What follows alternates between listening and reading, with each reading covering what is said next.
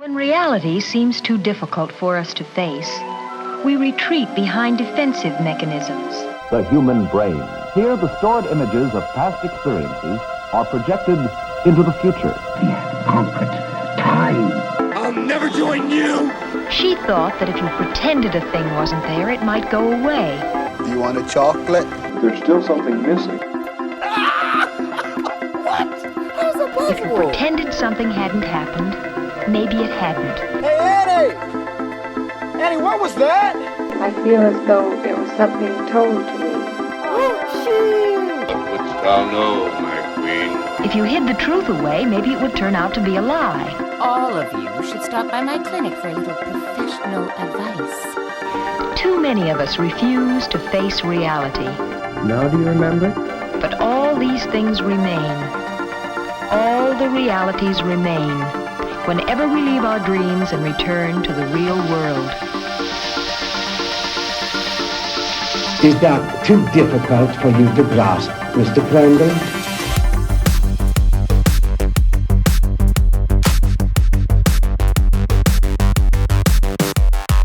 Hi, I'm Dylan, and this is Not Exactly Normal. Have you ever seen something and said, that's not exactly how I remember it, and then a stranger overhears you and says, yeah, me too, I remember it in this specific way, and you say, yeah, that's exactly how I remember it. This is called the Mandela effect, when a collective of people share a memory that doesn't match up with recorded history.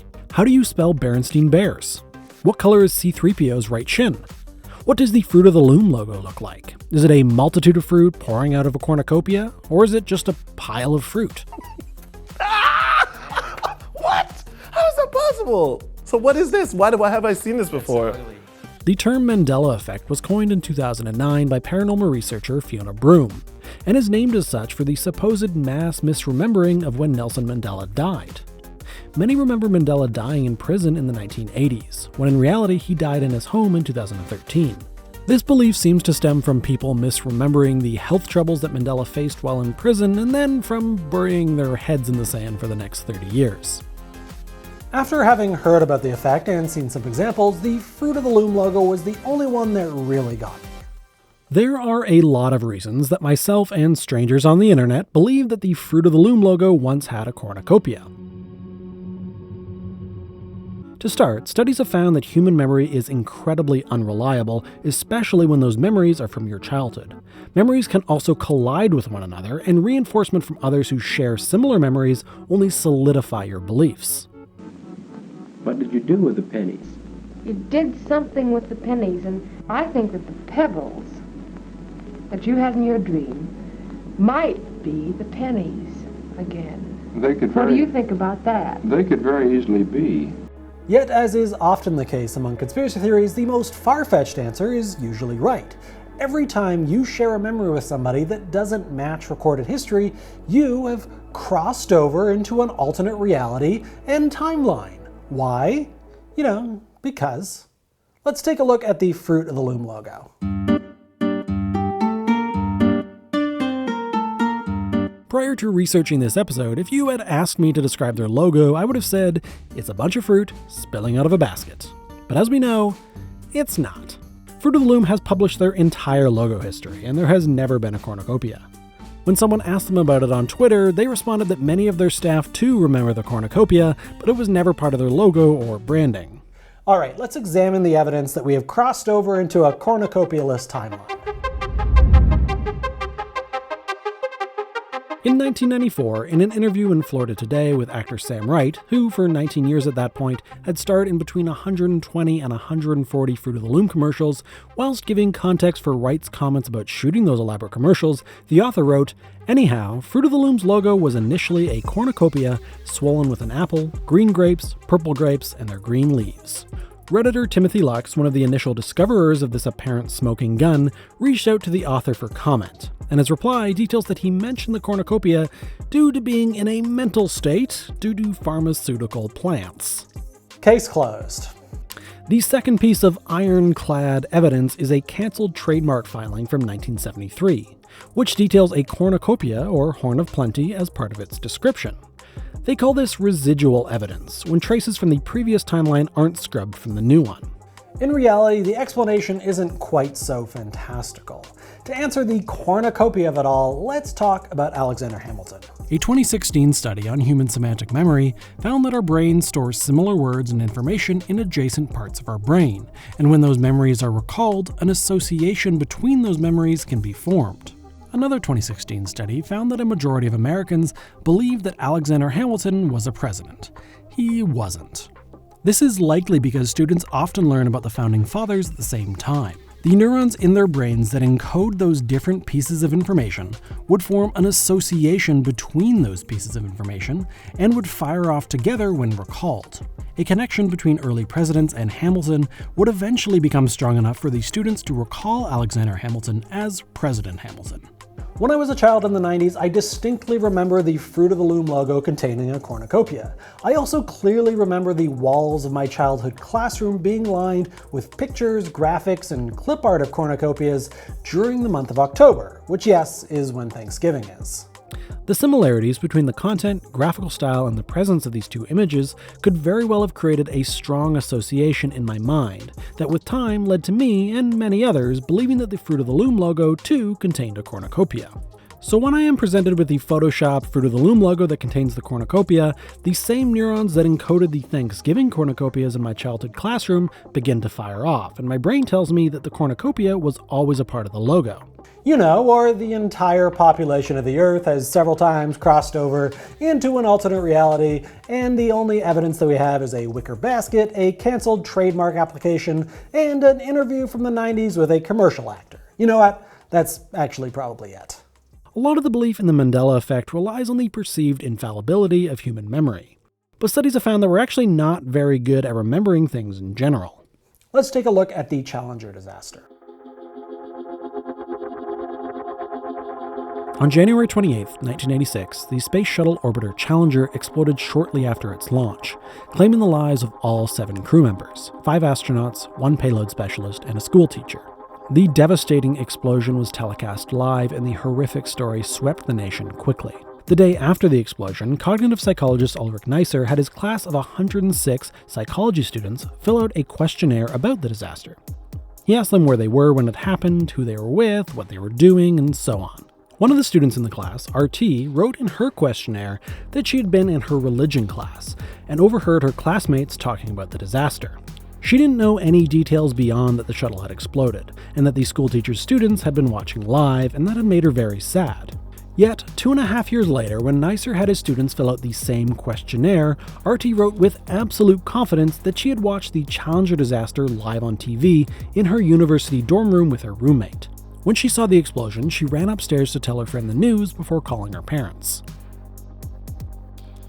The vast majority of students had similar discrepancies. The mean score of correct recollections was 3 out of 7 on the questionnaire, with many getting 0 responses correct.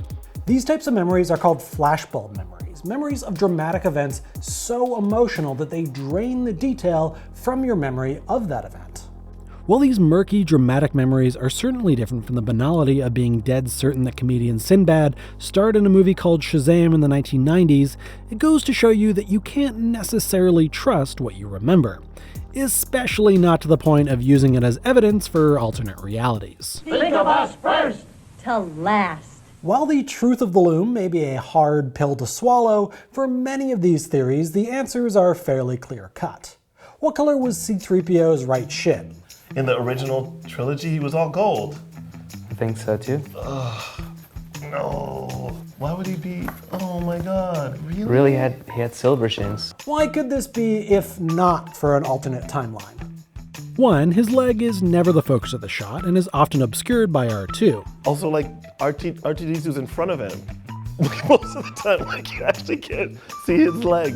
2, a lot of the wide shots of 3PO take place in the desert, where the silver shin reflects the yellow sand, making it look gold. And 3, the rest of him is gold. This is madness. Continuing with Star Wars, let's examine some quotes. Does Vader say, "Luke, I am your father," or "No, I am your father"? It's the latter. No, I am your father. So why do so many people misquote it? When I first saw the dialogue that said, "Luke, I am your father," I said to myself, he's lying. is likely due to the fact that Luke, I am your father, is the more quotable line, as out of context, it's clear who Vader is talking to. This is compounded by the fact that in much of popular culture, the line is misquoted. Luke, I am your father. Luke, I am your father. Luke, I am your father. See? Oh. It's not true. That's impossible! In Forrest Gump, when Forrest is sitting on the bench, does he say, life is like a box of chocolates, or life was like a box of chocolates? Mom always said life is like... That was 94, so I didn't speak English back then, so I don't know. It is. Oh! I didn't want that.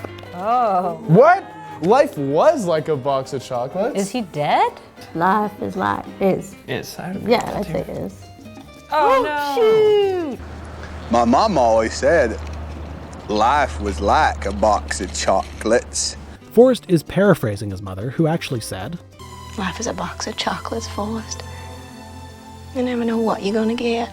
Since his mother has passed away by that point in the story, Forrest is referring to what she said in the past tense. His southern drawl and use of the word always instead of used to is where the confusion stems from. In Field of Dreams, does Kevin Costner's character hear a whisper in the field saying, if you build it, they will come? Or, if you build it, he will come? They That's will come. Field like of the Dreams, whole, right? Yeah, the whole team. The whole team was going to come. I would think so. What? Really? Wrong. Who's he? He's God? The line is whispered, difficult to make out, and since an entire team of dead baseball players come out to play, it's often misquoted.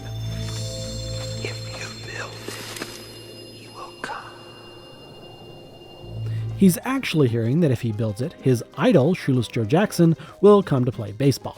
In Snow White, does the evil queen say, mirror, mirror on the wall, who's the fairest of them all?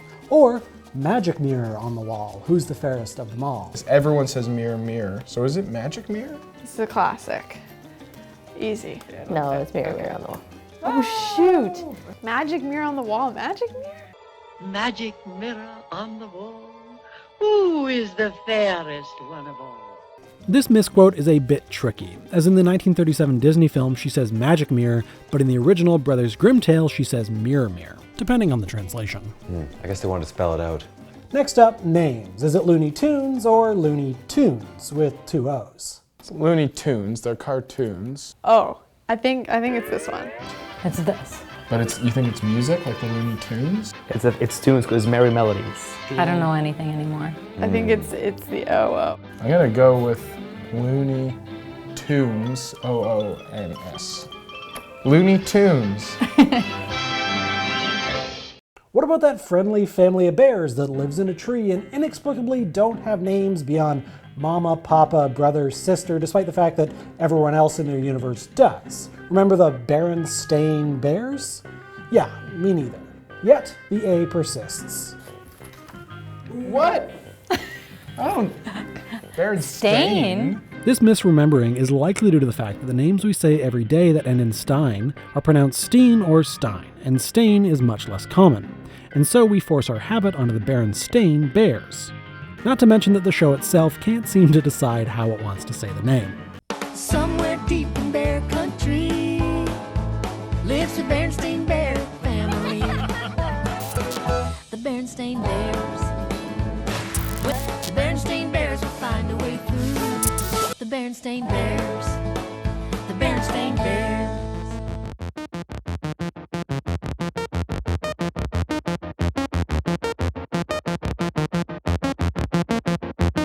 Ultimately, I find the Mandela effect fascinating, and I don't by any means intend to put down its believers. I think it's an interesting experiment into the fallibility of human memory, and if you experience it for yourself, even if you know it's not true, it's pretty mind-blowing. Protective mechanisms offer the wrong route. Finding out what the trouble is, what sends us into defense and escape mechanisms, is the first step on the road back to reality. Misrememberings can happen to us all, and one of the most common isn't the Berenstain Bears, it's forgetting your password. I spend far more time than I care to admit trying to figure out which variation of which password I used 10 years ago to sign up for a Hotmail account so that I can log into the Microsoft Store to download the latest Hitman game. It's not a proud moment when you realize that you used your birthday, which is why I now use Dashlane, who sponsored this episode. Dashlane is your one-stop shop for password management and online safety. Their password management tool is robust, yet quick and easy to use. Dashlane stores all of your passwords and then automatically fills them in wherever you need them on the internet, even on your phone. When you sign up for a new site, Dashlane can easily generate a complex and uncrackable password for you, all with the click of a button. Same goes for updating old passwords. One click and Dashlane creates and stores an unguessable password. Dashlane is super easy to use. All you have to do is download it, install, and you won't have to worry about online security issues ever again. Dashlane also autofills your personal, banking, and mailing information across all online forms, making checking out while online shopping so much easier. With Dashlane Premium, you'll get all of these features and more, including a VPN, so that you can browse without prying eyes and access content globally. Dashlane is actively protecting you from every angle. To try it out for free, just follow the link in the description or go to dashlane.com/normal, and the first 200 people that use the promo code NORMAL will get 10% off. What do you guys want me to talk about next? Please let me know in the comments, and be sure to subscribe for new episodes of Not Exactly Normal as often as I can make them. Thanks for watching. Say, you came here to learn about emotions, not play children's games.